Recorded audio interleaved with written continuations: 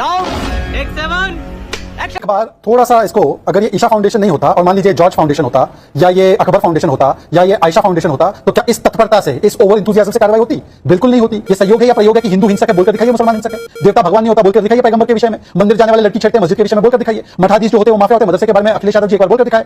कहते हैं ना, रोज सुबह होते ही खुरपी कुदाल लेके किसान खेत में चला जाता है, हथौड़ा लेके मजदूर अपने निर्माण कार्य में चला जाता है, छात्र अपने पीठ पे बैग टांग के स्कूल चला जाता है, युवा अपना बैग लेके रोजगार पे चला जाता है। जैसे बुलडोजर उत्तर प्रदेश के अंदर में चल रहा था, धनाधन बुलडोजर को आपने स्वाभिमान का प्रतीक बना दिया था, सेलिब्रेशन का प्रतीक बना दिया था। बुलडोज कर देंगे, मार देंगे, काट देंगे, बुलडोज कर दिया जाएगा। तो क्या बुलडोजर न्याय का प्रतीक था क्या? बुलडोजर पर सुप्रीम कोर्ट बोले तो बहुत अच्छा लगता है आपको, तब तक तो आप योगी को कटघरे में खड़े हुए थे। लेकिन आज सुप्रीम कोर्ट 150 पुलिसकर्मियों को अंदर भेजने पर सवाल उठाए तो चुप, उसकी बात ही ना करो। सनातन समाप्ति मोहब्बत का सामान है, सनातन बीमारी मोहब्बत का सामान है, रामचरितमानस पोटेशियम साइनाइड मोहब्बत का सामान है, रामचरितमानस को और राम मंदिर को बेकार कहना ये मोहब्बत का सामान है। सुनिए, मैं भी बात कर लूं, आपने छोटी छोटी बाइक चलाई, ये भी तो अन्याय है ना समाज के साथ। आपने माननीय अखिलेश यादव की छोटी सी बाइक चला दी, आधी चला गए और जल्दी से बंद कर दी, आगे चलाएंगे तो पोल खुल जाएगी। आपका सवाल क्या है? आधे घंटे के प्रोग्राम में मैं समझ नहीं पाया कि आप कौन से एजेंडे पे चल रही हैं, कौन सा सवाल पूछ रही हैं, कुछ नहीं। सब गड़बड़ जा रहा है। आपके लिए राज कपूर की फिल्म का एक गाना है, समझने वाले समझ गए, जो ना समझे वो क्या है। चलिए शुरू करते हैं। सवाल ये है कि कभी इनको मठाधीश माफिया लगते हैं। योगी जी क्या बुलडोजर पर बैठकर चलाते थे खुद? वो भी तो एडमिनिस्ट्रेशन करता था। वहां एडमिनिस्ट्रेशन नहीं, वहां योगी, यहां पर पुलिस और सरकार और चीफ मिनिस्टर अलग अलग। ऐसा क्यों? एक बार थोड़ा सा इसको, अगर ये ईशा फाउंडेशन नहीं होता और मान लीजिए जॉर्ज फाउंडेशन होता या ये अकबर फाउंडेशन होता या ये आयशा फाउंडेशन होता, तो क्या इस तत्परता से, इस ओवर इंथुसियाज्म से कार्रवाई होती? ठीक है, समझ गया। बिल्कुल नहीं होती। और यहीं पर तो बात है कि ये सहयोग नहीं, ये प्रयोग नहीं, ये सोचा समझा वोट बैंक का उद्योग है कि सनातन को दो गाली ताकि मिले वोट बैंक की ताली। वरना बता दीजिए कि अगर ये सेकुलर एक्शन था तो ऐसे तो कई सारे अवैध कन्वर्जन्स लगातार तमिलनाडु में चल रहे हैं, किसी एक पादरी पर कार्रवाई हुई हो। ऐसे कई सारे अवैध चीजें मदरसे में अनेकों चल रहे तमिलनाडु में, कहीं पर एक कार्रवाई हो। और जहां ईशा फाउंडेशन में कोई प्रथम दृष्टया कोई सबूत नहीं था, तो वहां पर तुरंत तत्परता से 150 पुलिस वाले इंटिमिडेट करने के लिए, क्योंकि सदगुरु कन्वर्जन के खिलाफ बोलते हैं, सनातन के पक्ष में, भारत के पक्ष में, हिंदू के पक्ष में, ह्यूमैनिटी के पक्ष में बोलते हैं। अब आते हैं दूसरी बात पर। तहसीन पूनावाला जी बताइए, ये सहयोग है या प्रयोग है कि हिंदू हिंसक है बोलकर दिखाइए, मुसलमान हिंसक है। देवता भगवान नहीं होता बोलकर दिखाइए पैगंबर के विषय में। मंदिर जाने वाले लड़की छेड़ते हैं मस्जिद के विषय में बोलकर दिखाइए। मठाधीश जो होते हैं वो माफिया होते हैं मदरसे के बारे में अखिलेश यादव जी एक बार बोलकर दिखाए। अफजल अंसारी बोलते हैं कि महाकुंभ में साधु संत 1 ट्रक लोड जो है गांजा फूंक देंगे बोलकर दिखाइए। वेटिकन या हज के बारे में, राम मंदिर में प्राण प्रतिष्ठा में नाच गाना होता है बोलकर दिखाइए, हज या किसी और के विषय में। अरे बाप रे, ये तो धोती खोल रहा है। नहीं बोलना चाहिए, परंतु हिंदुत्व, आईसिस, बोको हराम, सनातन समाप्त, सनातन बीमारी, हिंदू धर्म धोखा, कृष्ण जी ने जिहाद सिखाया था अर्जुन को, ये सारी टिप्पणी लगातार एक ही धर्म के बारे में क्यों की जाती है? दूसरी बात मैं पूछना चाहता हूं कि आज देखिए कि योगी विरोध करते करते, मोदी विरोध करते करते आप हिंदू विरोध पर उतर आते हैं ना, यही तो समस्या है। तहसीन ने बोला कि ये योगी के खिलाफ था, बिल्कुल ठीक है, योगी को बोलिए, मोदी को बोलिए, पर बोलते बोलते मठाधीश, मठ इस देश में लाखों हैं। शंकराचार्य जी ने मठों की व्यवस्था को एक प्रकार से आगे बढ़ाने का काम किया था। आज आप सारे मठों को गालियां दे रहे हैं। एक बार मैं बोलता हूं पूरी डिबेट में, एक ही बात, द्वारका को नाटक बोला ना, एक बार बोल दे कि कहीं पर जो मुस्लिमों की बहुत मान्यता वाली जगह है वो नाटक है, नहीं बोल पाएंगे। इन्होंने मठाधीश को माफिया बोला ना, एक बार बोल दे कि जो पादरी होते वो भी हो सकते हैं माफिया।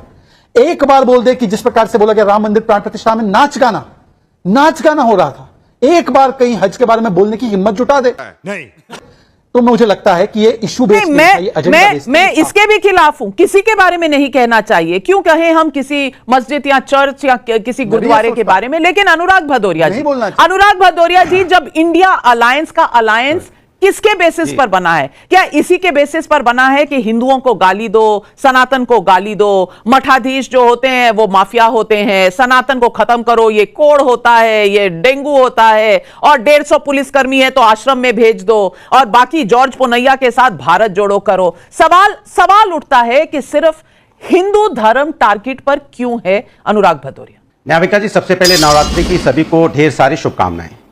अब आप कह रहे थे कि ये षड्यंत्र है। हाँ बिल्कुल, मुझे लगता है कि भारतीय जनता पार्टी और उसके जो जाने वाले लोग हैं, नफरत का षड्यंत्र जरूर देश के अंदर फैला रहे हैं।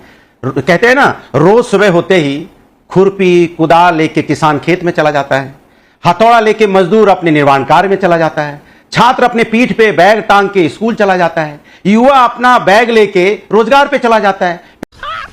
मस्त जोक मारा रे, ये हंस रहे हलकट हंस। फिर ये कौन लोग हैं?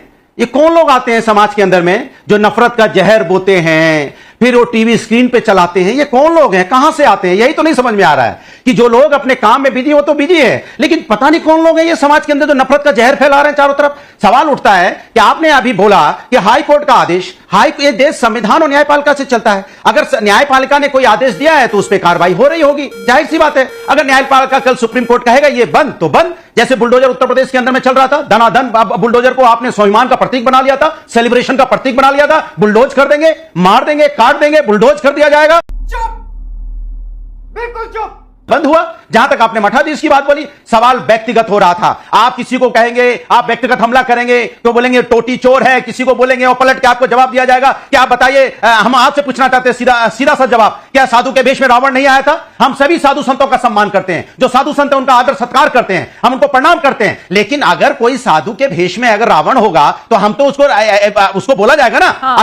अगर राम रहीम साधु के भेष ही में रावण आता है। शहजाद पूनावाला काउंटर कर रहे हैं, शहजाद पूनावाला।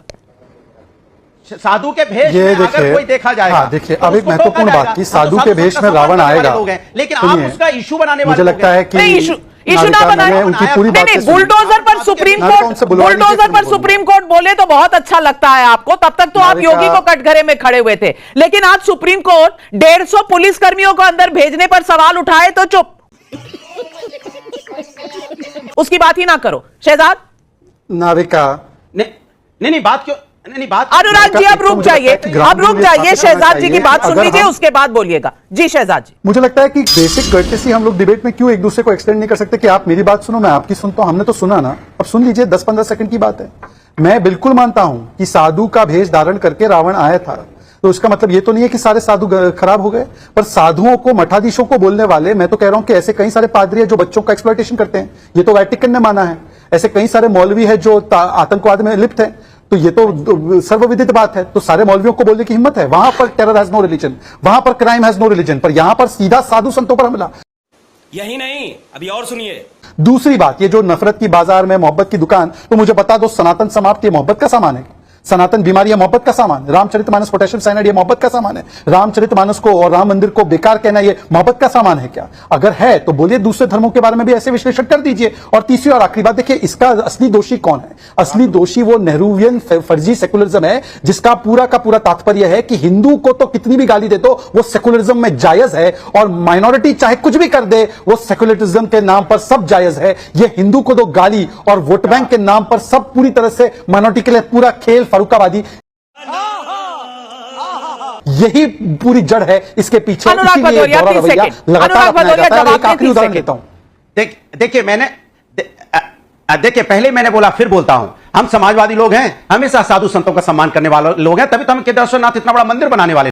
इससे बड़ा झूठ हमने नहीं सुना। हम लोग अपने से मंदिर बना रहे हैं, क्यों? हम सम्मान करते हैं। हम जाके अयोध्या में भूमाफिया पैदा हुए। किसके सरकार भूमाफिया पैदा हुए? प्रभु राम की जमीन पे कब्जा, प्रभु राम के मंदिर में पानी टपके, ये भ्रष्टाचार प्रभु राम के साथ होगा। हम लोग आवाज उठाएंगे तो आप कहोगे हम आवाज उठा रहे हैं। सवाल यह है, राम रहीम को पेरोल मिल रही कि नहीं मिल रही है? राम रहीम को आप क्या बोलेंगे? क्या बोलेंगे राम रहीम को? मैं पूछना चाहता हूं, जिस पे आरोप है, कोर्ट द्वारा आरोप लगाया गया, तो सवाल ये उठता है कि हम सवाल राम रहीम को क्या कहेंगे? नाविका एक सेकंड सुनिए, मैं अपनी बात कर लूं। आपने छोटी छोटी बाइट चलाई, ये भी तो अन्याय है ना समाज के साथ। आपने माननीय अखिलेश यादव की छोटी सी बाइट चला दी, आधी चला गए और जल्दी से बंद कर दी। आगे चलाएंगे तो पोल खुल जाएगी, इसलिए आपने मठाधीश माफिया होते उतनी चला के बस देखिए मठाधीश माफिया होता है। अखिलेश यादव जी ने बोल दिया, पूरा साधु संतों का अपमान कर दिया, हल्ला मचा दिया। पूरा बाइट चला देती हूँ मुलायम सिंह जी का। कार सेवकों पर जो कहा था कि कार सेवकों पर गोली चलाई गई थी और अगर जरूरत होती तो और भी गोलियां चलाते, वो भी चला दूंगी, वो भी पूरा चला दूंगी। अनुराग भदौरिया, इतने ज्यादा आप व्याकुल ना हुए, लेकिन शहजाद जवाब दे रहे। नाविका 10 सेकंड, आप पूरी बाइट चलाइए, क्योंकि छोटी छोटी 10 second instant counter. Navika 10 second instant counter. अब अनुराग जी को बोलिए कि जो एक प्रथा है कि उनको अब सुनना पड़ेगा, ऐसे बीच में नहीं बोल सकते। बीच में ना बोल। नाविका जी 10 सेकंड उनको बोलिए सुनने के लिए तैयार हो जाए, थोड़ा सा सुनना भी होता है। नाविका, अभी उन्होंने कहा कि हम तो मंदिर के समर्थक हैं। राम गोपाल यादव का ऑन रिकॉर्ड बयान राम मंदिर बेकार है, और उदित राज का ऑन रिकॉर्ड ट्वीट कि राम मंदिर पर बुलडोजर चला दो, इस पर स्टैंड बता दो।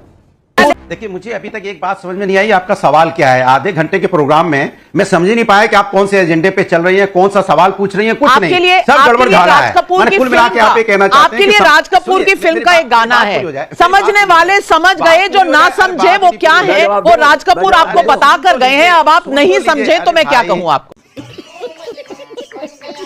नरेश अग्रवाल जी की बात बताऊंगा तो आप अभी हल्ला मचाने लगेंगे उन्होंने प्रभु के बारे में क्या बोला था। इनके निषाद जी उन्होंने क्या बोला था, प्रभु राम तो दरअसल गलत बोला था, तब आपने उसका जवाब गलत बोला था। मुझे जवाब देने की जरूरत नहीं है, शहजाद पूनावाला जवाब देंगे। अब सुनिए तो मुझे बोलने दीजिए, लेकिन बोलने दीजिए, लेकिन हम उसी बात को कि उन्होंने क्या बोला था, क्या ये जो निषाद इनकी पार्टी ने, इसी बात को मैं रोज बोलूं आपसे तो आपको कैसा लगेगा? इसके मतलब कि हम एजेंडा चला रहे हैं। एजेंडा अलग चीज होती है, ये हिंदुस्तान है, संविधान और न्यायपालिका से चलता है, हमें आपको मानना पड़ेगा। बोलने दे, तकलीफ हुआ है बेचारे को, बोल बोल।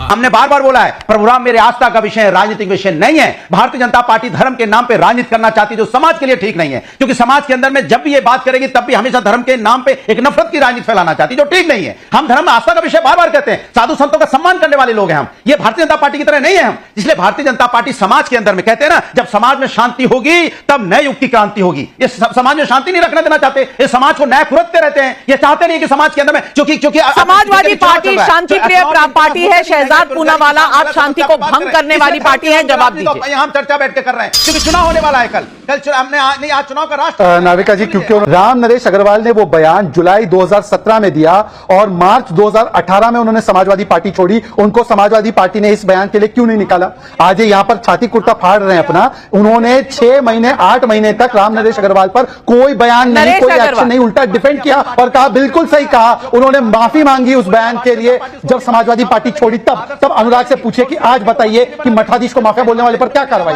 बोलिए कि अफजल अंसारी ने जो बयान दिया महाकुंभ पर उस पर क्या कार्रवाई, बोलिए कि क्या कार्रवाई की उन्होंने स्वामी प्रसाद मौर्य पर, जिन्होंने किस प्रकार से रामचरितमानस पर बोला, एक को कार्रवाई नहीं की। इसीलिए मैं कहता हूं कि Anurag Bhadauria master of distraction and master of obstruction है। केवल अनुराग भदौरिया क्या राहुल गांधी, अखिलेश यादव और नरेश अग्रवाल का एक ही स्तर है राजनीति में? लास्ट पर मैं जवाब दे दूं? दे दी, जवाब दे दूं? बिल्कुल।